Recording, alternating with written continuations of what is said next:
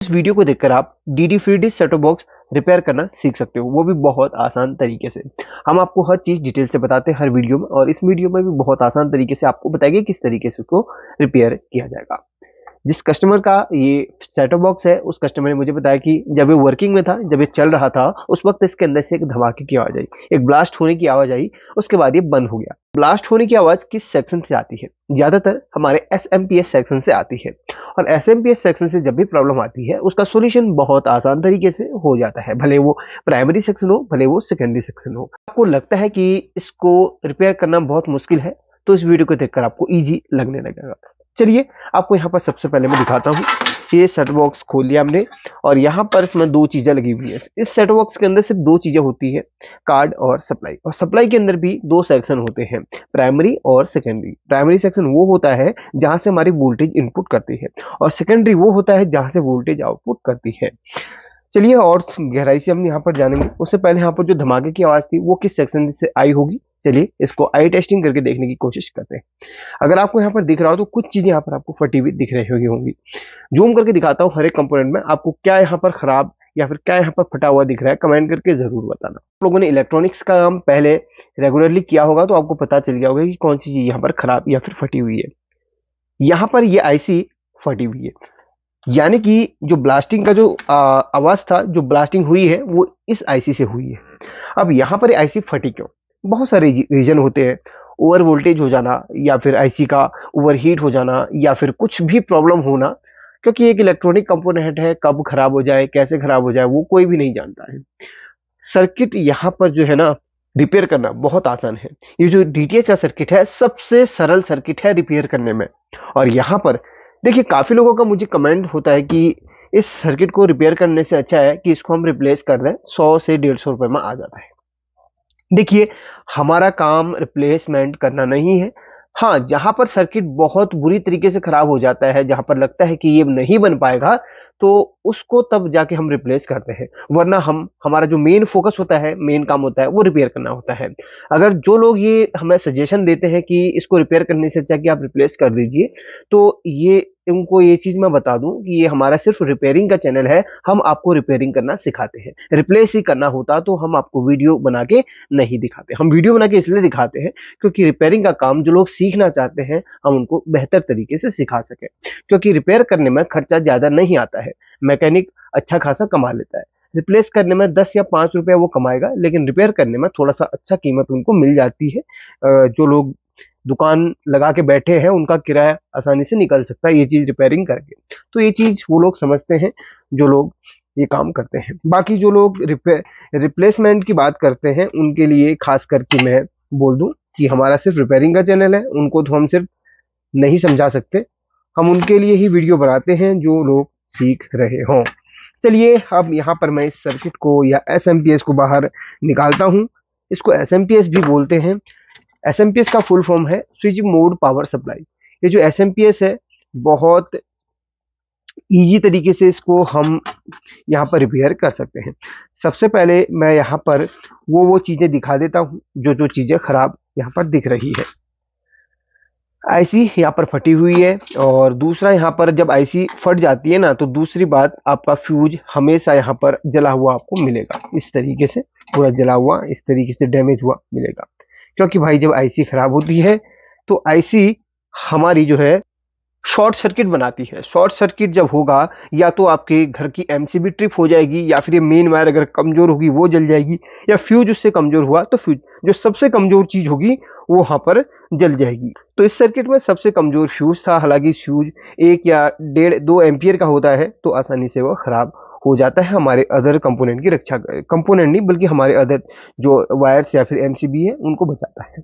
अब यहाँ पर फ्यूज के साथ में एक और ऐसा कंपोनेंट होता है जो कि प्रोटेक्शन का काम करता है। इस सर्किट की बात करूं तो इसमें एक एनटीसी होता है जो कि इसमें प्रोटेक्शन का काम करता है। जो सप्लाई आपने दूसरी वाली देखी होगी, उसमें एनटीसी की जगह पर एक यहाँ पर कॉइल होती है, ट्रांसफॉर्मर की तरह दिखती है, जो असल में वो कॉइल होती है। तो यहाँ पर एनटीसी की जगह हम कॉइल भी लगा सकते हैं, लेकिन उन्होंने एनटीसी लगाया तो कोई बात नहीं। सप्लाई दो तरीके से मार्केट में मिलती है, एक ये वाली मिलती है और एक हमारी चाइना वाली मिलती है। अब यहाँ पर एक चीज और भी समझना बाकी है। क्या हमारे दो ही कंपोनेंट जो जले हैं वही खराब है? या फिर और भी चीज़ें खराब हैं। तो इसके लिए हमें ये पहले डायोड को और कैपेसिटर को चेक करना पड़ेगा। हालांकि प्राइमरी सेक्शन में कम कंपोनेंट होते हैं। प्राइमरी सेक्शन के जो कंपोनेंट्स होते हैं, ये ट्रांसफॉर्मर से इधर के जो भी कंपोनेंट दिख रहे हैं वो हमारे प्राइमरी सेक्शन के अंतर्गत ही आते हैं। तो प्राइमरी सेक्शन में हमारे जो कंपोनेंट है उनको हमें चेक करना है। दोस्तों हमारी वीडियो थोड़ा सा लंबी होती है क्योंकि हम आपको जो भी चीज़ें बताते हैं बहुत डिटेल से बताते हैं, ताकि आप वो चीज़ अच्छी तरीके से समझें और रिपेयर करने में आपको ज़्यादा मुश्किलों का सामना ना करना पड़े। हम चाहें तो पूरे टॉपिक को 3 या 4 मिनट में ख़त्म कर सकते हैं, लेकिन जब फ़ायदा ही क्या हुआ जब आप लोग सीख नहीं पाए। आप लोग हमारे चैनल पर बड़ी उम्मीद लेके आए हैं तो कुछ सीख के जाएं। तो हम यही चाहते हैं कि आपको हम सिखा के ही वीडियो एंड करें। जब भी हम कंपोनेंट्स को चेक करते हैं, ज़्यादातर कंपोनेंट्स हमारे डायोड और कंटिन्यूटी मोड में चेक होते हैं। तो यहाँ पर हम सबसे पहले तो बेसिकली ये डायोड हमारा शॉर्ट यहाँ पर दिख रहा है, ये भी शॉर्ट, ये भी शॉर्ट। क्या ये डायोड हमारे शॉर्ट हैं? अभी ये कंफर्म करने के लिए सबसे पहले तो हमें आईसी को निकालना ही पड़ेगा, क्योंकि जब तक हमारी आईसी बाहर नहीं निकल पाएगी तब तक ये डायोड यहाँ पर शॉर्ट ही बताएंगे, क्योंकि इसके साथ में लगे। और ये कैपेसिटर भी शॉर्ट बता सकता है चेक करने पर।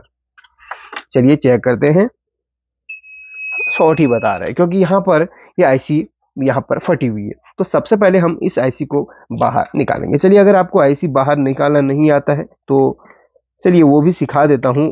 इस वीडियो को मैं है ना फास्ट फॉरवर्ड आज नहीं करूँगा, क्योंकि काफ़ी लोगों का कहना होता है कि आप जो भी चीज़ें हैं वो कंपोनेंट्स हैं वो निकालना नहीं दिखाते हैं। तो चलिए देखिए आप, मैं आईसी किस तरीके से निकालता हूँ या ज़्यादा लग वाले कंपोनेंट्स कैसे निकालता हूँ। डिसोल्डरिंग वायर है, इसकी हेल्प से हम बहुत ईजी तरीके से इन लेग को डिसोल्डरिंग करेंगे। देखिए बहुत आसान होता है आईसी को निकालना, ये देखिए।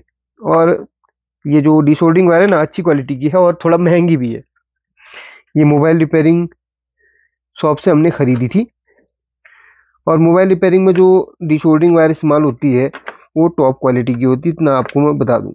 इलेक्ट्रॉनिक्स में डिसोल्डरिंग वायर थोड़ा सा सस्ती मिल जाती है और मोबाइल रिपेयरिंग वाले सेक्टर में थोड़ा सा महंगी होती है। और देखो लगाते ही सब चीज़ें हमारी डिसोल्डरिंग हो चुकी हैं। अब यहाँ पर सबसे बड़ा मुद्दा है भाई आईसी का जो नंबर है वो क्या होगा, क्योंकि आईसी का जो नंबर है वो तो फट गया है। चलिए वो भी आपको बताऊंगा, पहले आपको आईसी है ना निकाल के मैं दिखा देता हूँ। ये आईसी और ये देखिए इस तरीके से हमारी आईसी बाहर निकल गई। क्या टाइम लगा? कुछ भी नहीं, सिर्फ हमारा शायद 1 मिनट भी नहीं लगा होगा। अब शॉर्टिंग आ रही है कि नहीं एक बार चेक करें, फिर से इस कैपेसिटर में ही चेक करते हैं। कैपेसिटर में चेक करने पर शॉर्टिंग फिर बन रही है, इसका मतलब डेफिनेटली हमारी डायोड भी खराब है। तो पहले हम एक काम करते हैं, अभी भी चलिए पहले कैपेसिटर को निकाल के चेक करते हैं, क्योंकि हमारा डायोड के साथ में एक कैपेसिटर भी ये लगा हुआ रहता है, क्योंकि हर चीज़ें हमें चेक करनी है। देखिए फॉल्ट किसी भी प्रकार से आ सकता है, तो पहले हम इस कैपेसिटर को ही चेक करेंगे। कैपेसिटर में कोई शॉर्टिंग नहीं है, कैपेसिटर के पॉइंट में चेक करेंगे तो शॉर्टिंग बन रही है। इसका मतलब अब कंफर्म हो गया कि हमारी ये जो डायोड है वो खराब है। अब यहाँ पर डायोड्स को निकालेंगे, और डायोड जब भी आप चेक करते हैं ना तो दोनों साइड से अगर कंटिन्यूटी बीप मारती है तब हमारी डायोड को खराब समझा जाता है। चलिए सभी डायोड्स को पहले मैं बाहर निकाल लेता हूँ। हालांकि सभी डायोड्स में कंटिन्यूटी बीप मार रहा है तो पहले हम सभी डायोड्स को बाहर निकालेंगे। पहले एक एक लेग में छुड़ा लेता हूँ सभी डायोड्स की, जो जो खराब होगी उसको हम बाहर निकालेंगे। सभी डायोड की एक एक लेग में बाहर निकाल लेता हूँ।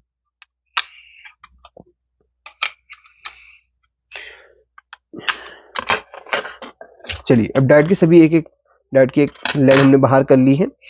अब ये आपस में कनेक्टेड नहीं है। अब मैं यहाँ पर शॉर्टिंग आ रही कि नहीं वो चेक करूंगा। कैपेसिटर के पॉइंट में शॉर्टिंग थी तो उसी में चेक करूंगा, अभी कोई शॉर्टिंग इसमें नहीं है। अब जो डायोड हमारी शॉर्ट है या खराब है उसको हम बाहर निकालेंगे। एक ये खराब है, ये भी खराब है, ये सही लग रही है, ये वाली डायोड हमारी कुछ सही लग रही है, ये भी खराब है, ये खराब है, ये खराब है। सबसे लास्ट वाली सही तो दिखा रही है, लेकिन इसको दोनों तरफ से चेक करते हैं कहीं हाफ शॉर्ट तो नहीं है। सबसे लास्ट वाली हमारी डायोड सही लग रही है, लेकिन हम यहाँ पर चारों डायोड को चेंज करेंगे। क्यों? क्योंकि भाई यहाँ पर हो सकता है कि ये डायोड इंटरनली थोड़ा सा और प्रॉब्लम कर रही हो। तो प्लीज, जब आप रेक्टिफायर की 3 डायोड चेंज कर रहे हो तो चारों कीजिए, ये रिक्वेस्ट है आपसे। कहीं ऐसा ना हो कि एक डायोड हल्का सा अंदर से लीकेज हो रही हो या फिर हाफ शॉर्ट हो रही हो, तो इस चक्कर में आपके ना अदर जो डायोड्स है जो आप नहीं लगाएंगे उसमें प्रॉब्लम हो सकती है। तो ध्यान रखें इस बात का। तो अब यहाँ पर पहले मैं डायोड के पॉइंट चेक कर लेता हूँ। इसमें तो भाई मुझे लगा कि पहले फ्यूज और आईसी बदल के काम बन जाएगा, लेकिन मुझे तो अब यहाँ पर डायोड को भी चेंज करना पड़ रहा है, क्योंकि इसमें जो है ना डायोड भी खराब है। वो तो अच्छा हुआ मैंने चेक कर लिया।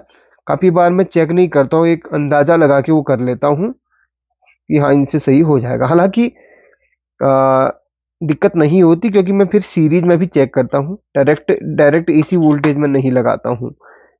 सीरीज, हर किसी मैकेनिक के पास सीरीज बोर्ड होना चाहिए, ताकि वो लोग सेफ तरीके से काम कर सकें।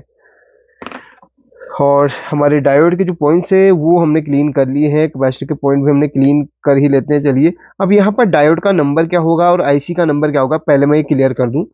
चलिए, देखिए डायोड का नंबर तो उसमें लिखा हुआ है, फिर भी आपको बता दूं, डायोड जो भी रेक्टिफायर में इस्तेमाल होती है वो 1N4007 डायोड इस्तेमाल होती है, 1N4007। इसमें लिखा भी होगा 1N4007, या फिर IN भी बोलते काफी लोग। 3 दिन पहले एक वीडियो बनाया था इसी डायोड पे, 4007 नंबर की एक और डायोड होती है जो रेक्टिफायर पे इस्तेमाल नहीं होती है, उस वीडियो को जरूर देख लेना। दोनों डायोड की जो भी कंफ्यूजन है वो आपको दूर हो जाएंगी। तो पहले मैं 1N4007 की 4 डायोड लाऊंगा, नंबर 1। नंबर 2, जो इसमें आईसी लगी हुई है इसका नंबर तो यहाँ पर फट गया है, लेकिन अब नंबर यहाँ पर जो लगनी है वो लगनी है यहाँ पर। अगर आपकी आईसी के, ये आईसी का डायग्राम इसमें लगाया हुआ है, और आईसी की जो पिन संख्या है यहाँ पर 8 पिन है। यहाँ से 1 नंबर की पिन, इस कट से यहाँ से 1 नंबर की पिन गिनी जाएगी, 1 2 3 4 5 6 7 8। अगर आपकी यहाँ पर बोर्ड में जो आईसी की प्रिंट है उसमें 5 6 7 8 नंबर की पिन आपस में कनेक्ट है, और 1 2 नंबर की पिन, यानी कि 1 2 और 5 6 7 8 नंबर की पिन आपस में कनेक्ट हैं, तो आईसी हमारी AP8022 नंबर की लगनी है। प्राइमरी आईसी वही इसमें लगती है। ये देखिए 1 और 2 पिन भी आपस में कनेक्टेड है, आपस में एक साथ, और यहाँ पर 5 6 7 8 भी एक साथ कनेक्टेड। बस यहाँ पर 3 और 4 नंबर अलग अलग हैं। तो यहाँ पर देखो 1 2 पिन आपस में कनेक्ट है, बाकी 5 6 7 8 भी आपस में कनेक्ट है। तो चलिए, मैं यहाँ पर एक तो आईसी, दूसरा फ्यूज और तीसरा डायोड को फटाफट से ढूंढ के आपको दिखाता हूँ। तो फाइनली यहाँ पर तीनों चीजें मैंने मैनेज कर ली हैं, फ्यूज है और आईसी है और यहाँ पर डायोड्स है। आईसी का नंबर आपको फिर से दिखा दूँ, AP8022। ऊपर देखो नंबर में AP8022 यहाँ पर लगी हुई है, तो यही नंबर की आपने लगानी है। ऐसे ही सर्किट में एक आईसी और लगती है जिसमें वाइपर 22 ए होती है, वो चाइनीज सर्किट होता है, उसमें अलग आईसी लगती है। तो प्लीज वाइपर 22 ए को मत लगाना, वो अलग आईसी है। अब देखिए, सारे कंपोनेंट्स लगाने से पहले एक बार मैं जो कंपोनेंट यहाँ पर हैं उनकी मैं टेस्टिंग जरूर कर लूँ, क्योंकि वो चीज़ें खराब नहीं होनी चाहिए, कहीं हमारी सारी मेहनत बेकार न चली जाए। वो जरूर देख लेते हैं। पहले एनटीसी चेक करते हैं। एनटीसी चेक करते वक्त जब आप देखेंगे मल्टीमीटर में, एक सेकेंड, एनटीसी को चेक करते समय एनटीसी की वैल्यू बहुत ज़्यादा क्यों दिखा रहा है भाई? एनटीसी को सर्किट से निकाल के चेक करूँ जरा सी। एनटीसी की वैल्यू ये बहुत ज़्यादा दिखा रहा है, कहीं एनटीसी खराब तो नहीं है सर्किट में? 202 दिखा रहा है एनटीसी की वैल्यू। चलिए, इसको मैं थोड़ा सा हीट करके देखो, एनटीसी को ना थोड़ा सा हीट कर लेना, इसकी वैल्यू शिफ्ट हो रही कि नहीं पता चल जाएगा। 204 पे है। हाँ, ठीक है ठीक है ठीक है, एनटीसी सही है, लेकिन यार यहाँ पर एनटीसी की वैल्यू मुझे ज़्यादा लग रही है। बाद में चेक कर लेंगे हम एक बारी। वैसे एनटीसी की वैल्यू यहाँ पर 10 ओम्स आनी चाहिए। ये देखिए 10D, 10 ओम्स की यहाँ पर एनटीसी लगी हुई है, 10 ओम्स की आनी चाहिए। एक नॉर्मल वैल्यू जो होती है नॉर्मल टेम्परेचर पे। इस कैपेसिटर पे चेक करते हैं कोई शॉर्टिंग तो नहीं है। छोटे वाले कैपेसिटर पे कोई शॉर्टिंग नहीं है, ठीक है कैपेसिटर। और ये लाल वाला कैपेसिटर, छोटा वाला नैनोफैरेड कैपेसिटर या पीएफ जिसे आप बोलते हैं, इसमें भी कोई शॉर्टिंग नहीं है। रजिस्टर भी हमारा ठीक है। रजिस्टर वैसे कम कंडीशन में खराब होता है। ऑप्टो कपलर की 2 लेग चेक कर लेते, कोई शॉर्टिंग इसमें तो नहीं है, ठीक है। बाकी सब कुछ ठीक है। बाकी है ही क्या इसमें कंपोनेंट, 3 4 कंपोनेंट है, वो हमने बाकी देख लिए। अब यहाँ पर पहले मैं आईसी और डायोड को लगा लेता हूँ। शुरुआत हम फ्यूज से करेंगे। फ्यूज लगा लेते हैं। फ्यूज को जब आप देखें तो इस तरीके से चेक जरूर कर लें, सही है फ्यूज। लगा लिया है। अब यहाँ पर आईसी की जो पोजीशन है वो देखिए, नीचे कट बनाया हुआ है, आईसी के ऊपर भी एक कट इस तरीके से यू टाइप का मिलता है। तो उन कट्स को मैच करके इसकी लेग्स सभी इस तरीके से इंसर्ट कर लेना, और आईसी हमारी सक्सेसफुली लग चुकी है। एक स्कैन, एक पिन इसमें डालना बाकी है। बाकी देखिए आईसी सही तरीके से बैठ चुकी है। देखिए थोड़ा सा इधर को हम इसकी पिन दबा देंगे। सोल्डरिंग अभी करेंगे, पहले हम डायोड्स को भी लगा लेते हैं। देखिए डायोड लगाने के लिए सभी की प्रिंट बना हुआ है ऑलरेडी, और ये सिल्वर पट्टी है, तो वैसे ही पोजीशन रखनी है डायोड की जैसे बनी हुई है। हर कंपोनेंट के नीचे मार्क किया हुआ है जैसे वो लगने हैं।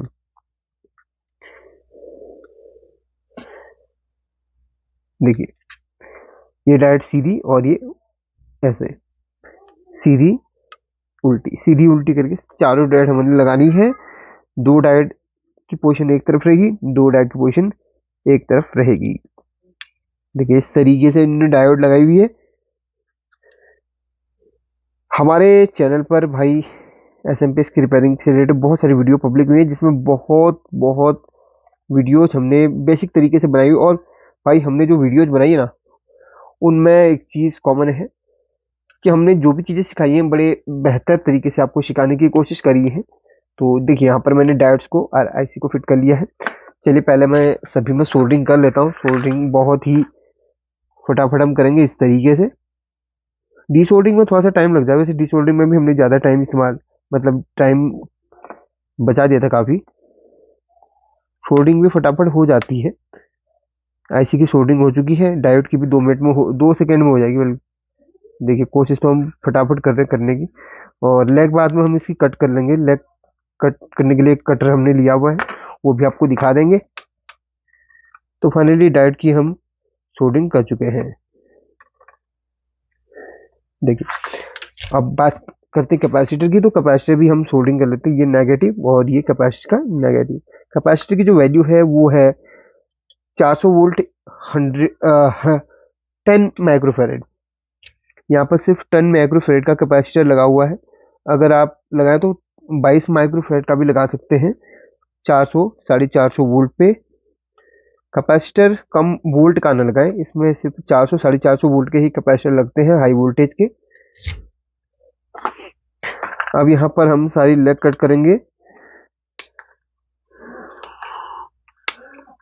ये देखिए दोस्तों यहाँ पर एक काम हो चुका है। अब यहाँ पर जब मैंने एक चीज चेक करी, ट्रांसफॉर्मर में भी प्रॉब्लम यहाँ पर लग रही है। तो यहाँ पर देखिए ट्रांसफॉर्मर जो यहाँ पर है ना इसमें लगा हुआ, उसमें आपको मैं पहले दिखा देता हूँ। ये देखिए इसमें आपको कंटिन्यूटी आ रही है और इसमें कंटिन्यूटी नहीं आ रही है। तो यहाँ पर ट्रांसफॉर्मर में जो 2 कॉइल्स होती है प्राइमरी सेक्शन में, उनमें से एक कॉइल यहाँ पर खराब हुई है। तो यहाँ पर मुझे ट्रांसफॉर्मर को भी बदलना पड़ेगा। एक यहाँ पर मेरे पास पुरानी सप्लाई खराब सप्लाई है, उसी का ट्रांसफॉर्मर मैं निकाल के इसमें शिफ्ट करता हूँ सबसे पहले। तो ये देखिए ट्रांसफॉर्मर भी इसमें खराब कंडीशन में है। तो इसमें से जो ट्रांसफॉर्मर है मैं निकाल के उसमें डाल देता हूँ फटाफट से। बाकी तो मैंने आपको दिखा दिया किस तरीके से है ना अगर यहाँ पर आईसी वगैरह चेंज करते हैं। फाइनली मैंने इसमें ट्रांसफॉर्मर को भी चेंज कर लिया है, और ट्रांसफॉर्मर सेम ही सप्लाई से मैंने निकाला कि जो कि इसी तरीके की सप्लाई हो। ऐसा नहीं कि आपने किसी और सप्लाई का ट्रांसफॉर्मर इसमें लगा दिया है। तो सेम ही सप्लाई का ट्रांसफॉर्मर हमें इसमें इस्तेमाल करना है। अभी इसमें एनटीसी को भी चेक करेंगे, क्योंकि एनटीसी की वैल्यू थोड़ा सा ज़्यादा आ रही थी। इस सप्लाई में थोड़ा सा मुझे ज़्यादा मेहनत करनी पड़ी रिपेयरिंग करने के लिए, बट रिपेयरिंग पूरी करनी थी। तो चलिए मैंने इसको पावर दे दिया है। स्विचिंग का साउंड तो आ रहा है। चलिए एक बारी मैं आउटपुट वोल्टेज चेक कर लेता हूँ उसमें। ये ग्राउंड का, और ये 3.3 वोल्ट बिल्कुल एक्यूरेट बन रहा है अपना 3.3 वोल्ट। और इसके बाद अदर वोल्टेज भी चेक करेंगे हम यहाँ पर। ठीक है 3.4 वोल्ट। इसके बाद हमें 12 और 24 वोल्ट भी चेक करनी है। 24 की जगह 22 सारी बिल्कुल सही है, 20 से 24 तक दिखाता है। 12 की जगह 16.9 दिखा रहा है, बिल्कुल सही है। 12 की जगह 15-16 वोल्ट दिखाता है, और 24 की जगह 22 आसपास दिखाता है। चलिए अब मैं एक बार कार्ड को है ना इसके साथ में, चलिए इसको ऑफ करता हूँ। पहले ऑफ कर लिया है। अब इसमें से कार्ड को मैं चलाता हूँ।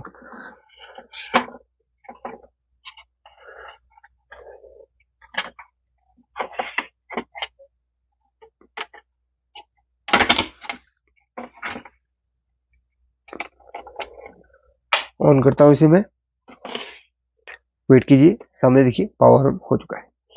तो भाई बहुत मेहनत करनी पड़ी मुझे इस सप्लाई को रिपेयर करने के लिए, न जाने क्या क्या चेंज किया मैंने इसमें डायोड चेंज करे हैं, और एक आईसी चेंज करी, और एक फ्यूज चेंज किया हुआ है, और हाँ ट्रांसफॉर्मर भी चेंज करना पड़ा, डाउट आ गया था। अब क्या था ना इसमें ट्रांसफॉर्मर में, इस सप्लाई में वैसे ट्रांसफॉर्मर मुझे चेंज नहीं करना चाहिए था, क्यों वो भी बता देता हूँ। ये जो सप्लाई है इसमें ट्रांसफॉर्मर में प्राइमरी में सिर्फ दो ही मेन कॉइल का इस्तेमाल किया गया है, फीडबैक कॉइल का इस्तेमाल नहीं किया गया, फीडबैक वाले का, लेकिन मैंने कर दिया, कोई बात नहीं। इसमें देखिए नॉर्मली हम किसी अदर सप्लाई को अगर उठाएं तो, जैसे मैं इस सप्लाई को ले लेता हूँ, तो इसमें देखिए प्राइमरी में फीडबैक का भी इस्तेमाल किया गया है। दो इसमें प्राइमरी में ना दो दो के पेयर्स होते हैं इस तरीके से, इस तरीके के दो दो के पेयर्स होते हैं। एक ये आपको ये पेयर मिल जाएगा, एक ये पेयर मिल जाएगा। इसमें क्या है, एक डायोड से होते हुए फीडबैक के लिए इधर से जाता है, ठीक है। तो इसमें इस वाले ट्रांसफॉर्मर में ऐसा नहीं दिखा मुझे, सिर्फ दो का ही यहाँ पर आपस में कंटिन्यूटी इस तरीके से मिला, इन दोनों का मुझे नहीं मिला। ये देख सकते हैं आप, इसमें से नहीं मिला जैसे कि इसमें से मिलना चाहिए था। तो मुझे डाउट आया, मैं चेंज कर दिया, ऐसे नहीं भी करता चल जाता, क्योंकि इस सप्लाई में कि अदर थोड़ा सा डायग्राम है, ठीक है, इस सप्लाई का थोड़ा सा अदर डायग्राम है। और यहाँ पर अगर इसमें APSC 22 अगर आपके पास नहीं है तो इसमें अदर नंबर भी लगा सकते हैं। इसमें DK 112 नंबर की भी ऐसी आप यूज कर सकते हैं, अगर APSC 22 आपके पास नहीं। तो भाई यहाँ पर बाकी हमने रिपेयर कर लिया, लेकिन आपके उसमें जो है ना, अगर इतने सारे प्रॉब्लम्स आते हैं, अगर आपको लगता है, तो फिर आपको अगर लगता है कि यार रिपेयरिंग में बहुत ज़्यादा कॉस्ट आ रही, तो आपको सप्लाई चेंज कर लेनी चाहिए। बाकी जो चीज़ें हमने आपको बताई, आई होप कि अच्छी तरीके से आपको समझ में आ गई। वीडियो को लाइक कर देना और एक प्यारा से कमेंट अवश्य करना। Thank you so much watching this video. इसमें वैसे एनटीसी को चेंज करने की जरूरत नहीं है, एनटीसी से बिना एनटीसी की वैल्यू ज़्यादा होने पर भी ये सही तरीके से काम कर रहा है। हाँ अगर कोई दिक्कत होती तो मैं एनटीसी जरूर चेंज कर देता। एनटीसी पर एक वीडियो मैंने ऑलरेडी बना चुका हूँ, अगर आप और भी चाहते हैं एनटीसी पर मैं कुछ जानकारी दूँ तो कुछ कमेंट करके जरूर बताना। Thank you.